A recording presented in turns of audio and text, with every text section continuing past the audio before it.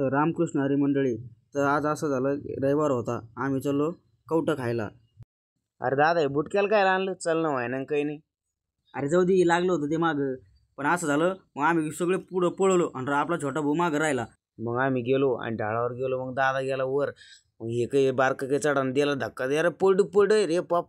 मग दादानी सगळ्याला एक एक करून ओढलं. अरे हे पण चढान नव्हतं. मग दादानी काठी दिली हातात.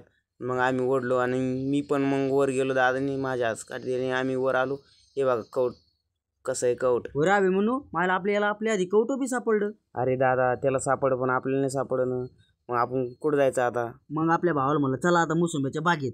मग आम्ही निघालो बागेकडे. अरे दादा बघ ना, हे ऊस कसा खतरनाक आहे. ते ऊसात जाऊ दे, तिकडं आपल्याला जायचं मोसंब्या खायला. मग आम्ही निघालो मोसंब्याकडे. अरे दादा हे गहू आला सोंगाला कोण सोंगी नाही. मग आम्ही पोहोचलो बाबा मोसंब्याच्या बागेत. म्हणलं खो गोड गोड मोसंब्या. मग घुसलो मग बागेत मस्त. मग बघितल्या कशा खतरनाक मोसंब्या आहे. मग भेडो कुताड्यावर मोसंब्या खायला.